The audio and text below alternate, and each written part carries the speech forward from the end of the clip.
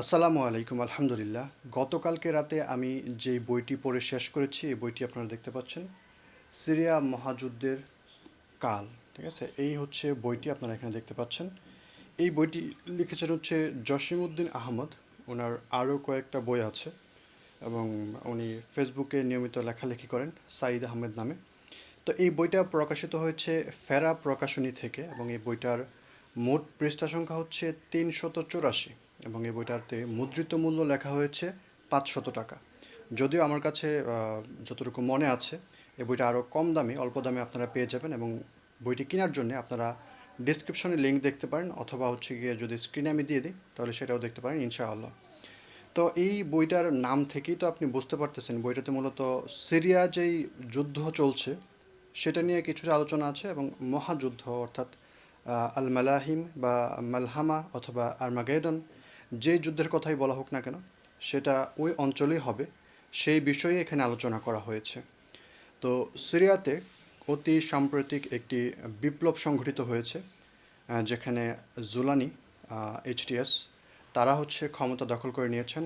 বাশার আল আসাদ নামের যেই ব্যক্তি ছিলেন তাকে ক্ষমতাচ্যুত করে পালিয়ে যেতে বাধ্য করে তারা হচ্ছে ক্ষমতা গ্রহণ করেছেন এবং জোলানি বর্তমানে সিরিয়ার রাষ্ট্রপতি হিসেবে অধিষ্ঠিত আছেন। তো এই বইটাতে যদিও এই এইচটিএসের ঘটনা তেমন একটা নেই, ইভেন এই বইটাতে এইচটিএসের নামই নেই, কারণ হচ্ছে এই বইটা যখন লেখা হয় এবং প্রকাশিত হয় সর্বশেষ ২০২১ সালে, তখন পর্যন্ত এইচটিএসের অস্তিত্ব ছিল হচ্ছে জাবাতুন নুসরা সম্ভবত নাম, ওই নামে। ঠিক আছে? সো ওই নামে হচ্ছে এই বইটাতে তাদের কথা উল্লেখিত আছে, আবু জুলানির কথা সম্পর্কেও আলোচনা আছে, তবে খুবই সামান্য, কারণ ওই সময়টাতে তারা আসলে অন্য একটা নামে ও সংগঠনটিতে ছিল। ঠিক আছে? তারপর এটা বিভিন্ন কারণে বিভিন্নভাবে পরিবর্তন হয়ে যায়। সো এই হচ্ছে একটু সংক্ষিপ্ত সামারি এই বই সম্পর্কে আলোচনা এবং সাময়িক বর্তমান সময়ে যে অবস্থা আছে সেটা সম্পর্কে আলোচনা। এবং অবশ্যই আপনি বুঝতে পারছেন যে এই বইটাতে আপনি এইচটিএসের এবং বর্তমান যে সিরিয়ার ঘটনা, যেখানে বাশার আল আসাদ পালিয়ে গেছেন, সেই ঘটনাগুলো পাবেন না, কারণ এই ঘটনাগুলো এখানে নেই। তো আহ, এই বইটি যিনি লিখেছেন তিনি হচ্ছেন জসিমউদ্দিন আহমেদ। এখানে লেখা আছে তিনি মধ্যপ্রাচ্য বিষয়ক বিশ্লেষক এবং আপনি তার যে ফেসবুক ওয়াল আছে সেখানে যদি দেখেন তাহলে দেখবেন যে তিনি এই বিষয়ে অনেক আলোচনা করে থাকেন। এবং এই বইটা সম্পাদনা করেছেন কাইসার আহমেদ। বইটা প্রকাশক হচ্ছেন ইয়াসিন এলাহি এবং ফেরা থেকে প্রকাশিত হয়েছে, সেটা আমি আগেই উল্লেখ করলাম। এবং ফেরা প্রকাশনীর ফেসবুক পেজের লিঙ্ক এখানে দেওয়া আছে, আপনারা এখানে হয়তো বা দেখতে পাচ্ছেন। ফেসবুক পেজের লিঙ্ক এখানে দেওয়া আছে। অ্যান্ড ইসলামিক বইগড়.com হচ্ছে এই বইটার পরিবেশক। ঠিক আছে? এবং সত্য সংরক্ষিত আছে। সো এখানে তিনি নোসাইরি রেজিম বা নোসাইরি বাহিনী বলতে সিরিয়া রেজিমকে বোঝানো হয়েছে। শিয়া সন্ত্রাসী গোষ্ঠী হিজবুল্লাহকে স্থানীয়রা হিজবুল্লাহ বলেন, আমরা হিজবুল্লাহ রেখেছি। সুফিয়ানি শাসক নিয়ে হাদিসে বর্ণিত আলামত সাপেক্ষে বনু কাল্ব গোত্রীয় শাসক হাফেজ আসাদ ও বাশার আল আসাদকে সুফিয়ান রূপে চিহ্নিত করা হয়েছে। মাহাদির আগমন ব্যতীত বিষয়টি যেহেতু ক্লিয়ার হবে না, তাই এই বিষয়ে ভিন্নমত অযৌক্তিক নয়। ঠিক আছে? সো এটা আসলে খুবই গুরুত্বপূর্ণ, কারণ এখানে যে হাদিসগুলো এবং এটাকে যে চিত্রায়িত করা হয়েছিল অলরেডি সেটা আসলে সত্য হয় নাই, কারণ আমরা দেখতে পাচ্ছি বাসার আল আসাদ ইতিমধ্যে পালিয়ে গেছে। এখন তিনি সে যদি আবারও আসে, ঠিক আছে, তাহলে হয়তো অন্য একটা ব্যাপার হবে, বাট আসার কোনো সম্ভাবনা আপাতত আমাদের সামনে মনে হচ্ছে না আসে।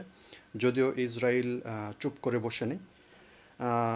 বাসার আল আসাদ হচ্ছে গিয়ে রাশিয়াতে পালিয়ে গেছে। তো এই হচ্ছে বইটির সম্পর্কে আমার এই আলোচনাটা করা দরকার ছিল। ঠিক আছে? কারণ আপনারা যখন বইটা পড়বেন তখন আপনার কাছে মনে হবে যে এই ঘটনাগুলো আপ টু ডেট না। ঠিক আছে? অ্যান্ড আরও একটা বিষয় সেটা হচ্ছে গিয়ে এই বইটাতে আসলে সাইদ নায়েক কারাগারের ব্যাপারে তেমন বিস্তারিত আলোচনা আসে নাই, বলতে গেলে আসেই নাই। যদিও কিছু অঞ্চলে যেই নির্যাতনগুলো হচ্ছিল সেটা একটা অধ্যায়ে এসেছে এবং সেই আলোচনাগুলো যদি আপনি একটু শক্ত হৃদয়ের মানুষ না হয়ে থাকেন, নরম হৃদয়ের মানুষ হয়ে থাকেন, তাহলে আমার কাছে মনে হয় আপনার পড়তে খুবই কষ্ট হবে। কারণ সেখানে যেই আহ, অত্যাচার নির্যাতনের কথাগুলো বলা হয়েছে সেগুলো আসলে একজন সাধারণ মানুষের পক্ষে গ্রহণ করা খুবই কষ্টকর। এবং আপনারা যারা ফেসবুকে, তারপর হচ্ছে টুইটার যেটা বর্তমানে এক্স হয়ে গেছে, সেখানে আপনারা একটু ঘোরাঘুরি করেন, এছাড়াও বিভিন্ন ওয়েবসাইটে আপনারা ঘোরাঘুরি করেন, তারা জানেন যে সেখানে কি নির্মমভাবে মানুষকে হত্যা করা হয়েছে। যদিও এই হত্যার কিছুটা ধারাবাহিকতা আমরা আমাদের বাংলাদেশেও দেখেছি। আমাদের বাংলাদেশের বর্তমানে যে নিউজ মিডিয়াগুলো তাকে আর স্বৈরাচার বলছে না, তাকে সাবেক প্রধানমন্ত্রী বলছে, এবং তার নামের পূর্বে যেই বিশেষণ লাগানো হয়েছিল খুনি, সেই খুনিও এখন আর মিডিয়াগুলোতে প্রকাশ করা হচ্ছে না।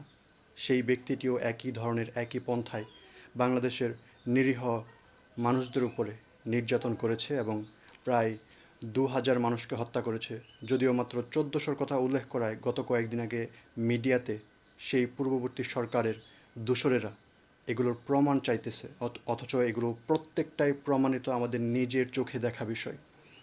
যাই হোক, আমরা এই বইটার হচ্ছে গিয়ে সূচিপত্র থেকে আলোচনা করব, যেন হচ্ছে গিয়ে আমি আপনাদেরকে এখানে কি কি বিষয় নিয়ে আলোচনা করা হয়েছে সেই ব্যাপারটা আপনাদের সামনে তুলে ধরতে পারি। তো সূচিপত্র নিয়ে আমরা আলোচনা করছি। প্রথমে রয়েছে সিরিয়ার ভূগোল ও ইতিহাস, অর্থাৎ এখানে আপনার নাম থেকেই বুঝতে পারছেন এখানে মূলত সিরিয়ার যে ইতিহাস আছে তার ভৌগোলিক অবস্থান সেটা সংক্ষেপে আলোচনা করা হয়েছে। তারপর ইহুদি খ্রিস্টান ও মুসলিম ধর্মের শাম, ঠিক আছে, অর্থাৎ আমাদের যে তিনটি মেজর ধর্ম আছে, ইহুদি খ্রিস্টান এবং মুসলিম, এই ধর্মগুলোতে শামের যে অবস্থান, শামের যে মর্যাদা, শামের যে বৈশিষ্ট্য গুণ এবং এটার সম্পর্কে যে উল্লেখ করা হয়েছে সেগুলো তিনি এখানে তুলে ধরেছেন। ইসরায়েল প্রতিষ্ঠা মহাযুদ্ধের সূচনা করবে, সো এটা একটা হাদিস এবং কিছু ঘটনা সম্পর্কে তিনি এখানে সুন্দর করে এই বিষয়গুলোকে তুলে ধরেছেন।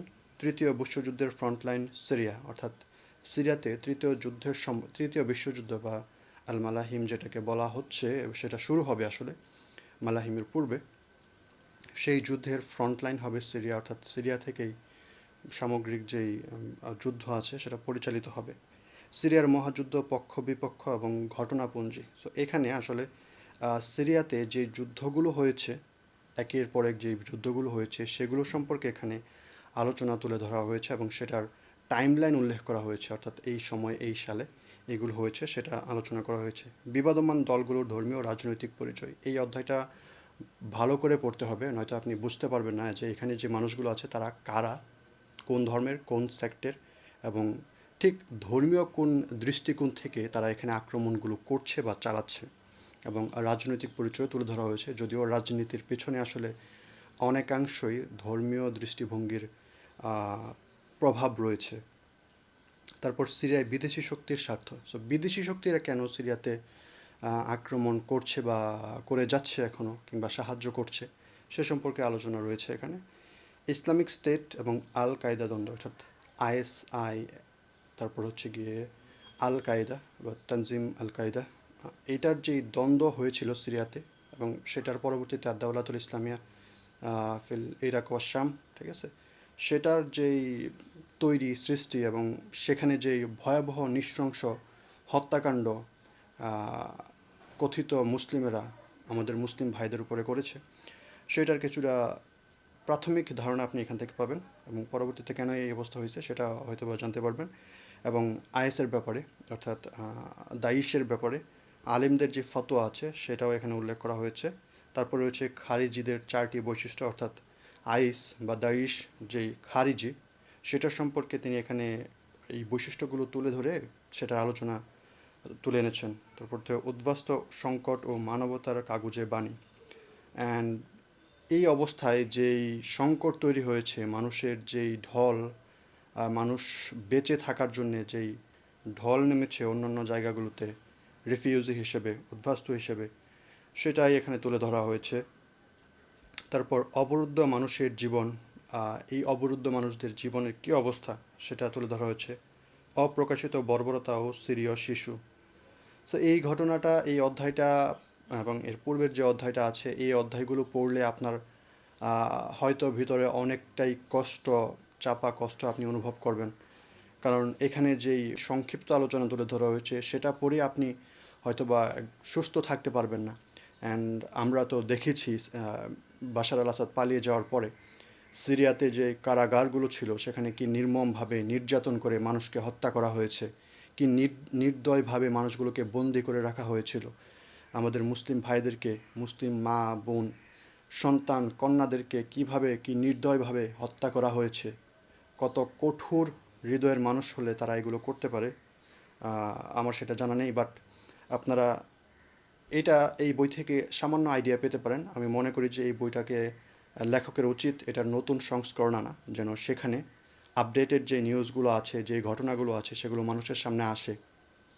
অ্যান্ড এই ব্যাপারে একটা বই সম্ভবত খুব সম্প্রতি বের হয়েছে, আপনারা এখানে দেখতে পারবেন যদি এটা প্রকাশ হয়ে থাকে, সাইনা কারাগার নামে সম্ভবত। সেই বইটাতে অনেকগুলো আলোচনা উঠে এসেছে কিভাবে সেখানে মানুষকে টর্চার করা হতো, কিভাবে তাদেরকে সেখানে বন্দি রাখা হতো সেই ব্যাপারে। অ্যান্ড আপনারা যারা ভিডিও দেখেছেন তারা তো জানেনই যে মাটির কত গভীরে তাদেরকে কত নির্মমভাবে বন্দি করে রাখা হয়েছিল এবং তাদেরকে কত নির্দয়ভাবে পিষে হত্যা করা হয়েছে। তো এরপর আমাদের ধর্মীয় কিছু বিষয় নিয়ে আলোচনা হয়েছে। শামে সংঘটিত কারামত, শামে কী কী কারামত সংঘটিত হয়েছে। অবশ্যই কারামত যেহেতু ইসলাম ধর্মের বিষয়, সো এখানে মুসলিমদের কথাই উঠে এসেছে।